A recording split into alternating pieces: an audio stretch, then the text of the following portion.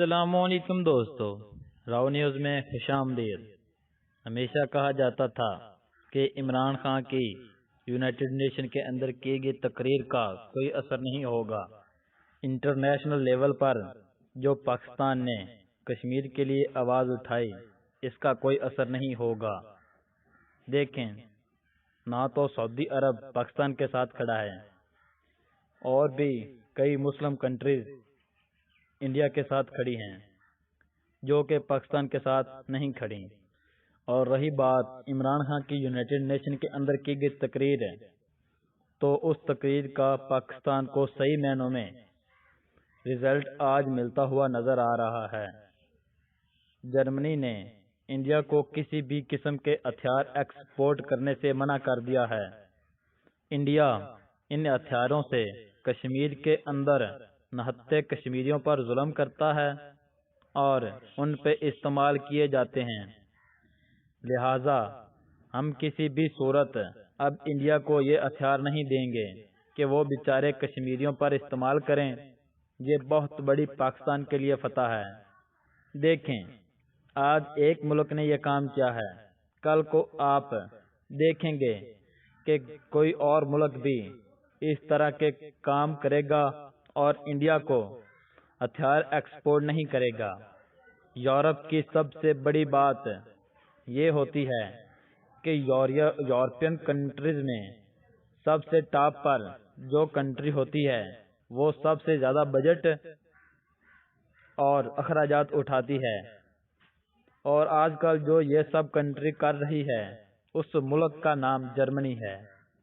جرمنی کی جانب سے بھارت کو ہتھیار ایکسپورٹ نہ کرنا بھارت کے لیے اتنی بڑی شکست ہے جس کا اندازہ بھارت کبھی نہیں لگا سکتا۔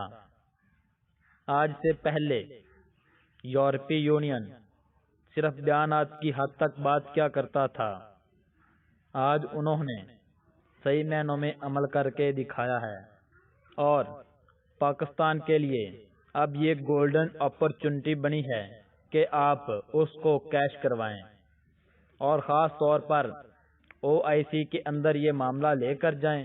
اور خاص موقع یہ ہے کہ آپ انڈیا کو انٹرنیشنل لیول پر بین کروا سکتے ہیں۔ آپ یہ دیکھیں کہ یمن کی جنگ کے حوالے سے امریکہ نے کیا کیا۔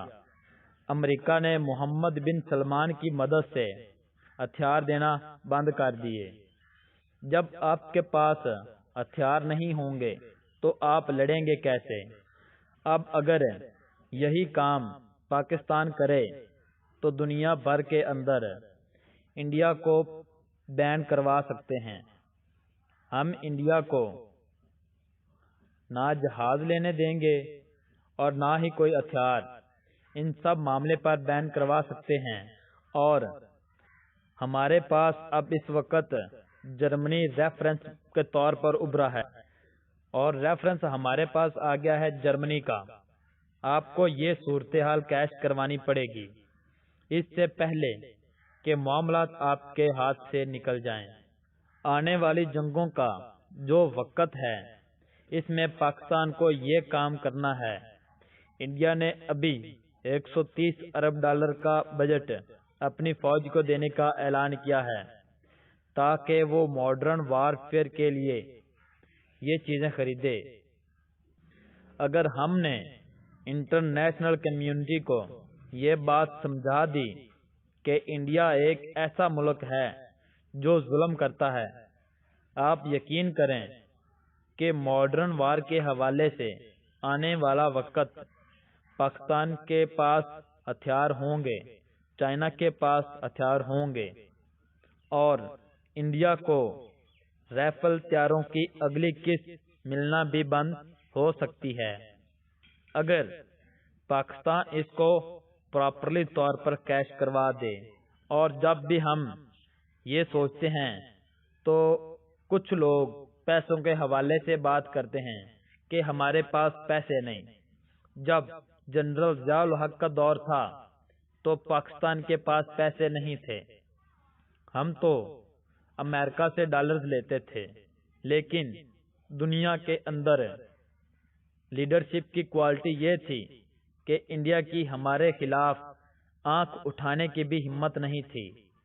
جنرل ضیاء الحق نے امریکہ کے ڈالرز سے ہی پاکستان کو ایٹمی طاقت بنا دیا تھا اور انڈیا کو یہ کہا تھا کہ اور امریکہ کو تاریخی الفاظ میں یہ کہا تھا کہ ہم امریکہ پر بہت زیادہ اعتماد کرتے ہیں، اور انڈیا کو انہوں نے جا کر پیغام دیا کہ تم ایک بات ذہن میں رکھ لینا کہ اگر تم نے ایٹمی حملہ کرنے کا سوچا بھی تو ہم ایٹمی حملہ کر دیں گے۔ یہی وہ چیزیں ہیں جو پاکستان کو کیچ کروانی ہیں۔ آپ نے اگر انٹرنیشنل لیول پر انڈیا کے خلاف کمپین چلوا دی تو انڈیا ماڈرن وارفیئر کی دوڑ سے نکل سکتا ہے۔ اب انڈیا یہ کام کر رہا ہے، اگر جرمنی ہمیں ہتھیار نہیں دے گا، ہمیں ہتھیار ایکسپورٹ نہیں کرے گا تو ہم امریکہ سے بات کر لیں گے۔ آپ جب پورا یورپ کھڑا کر دیں گے تو انڈیا کو کوئی بھی طاقت بین ہونے سے نہیں روک سکتی۔ اب دیکھیں، انڈیا کے اندر کسانوں کا ایشو چل رہا ہے جسے ہم کیش نہیں کروا پائے۔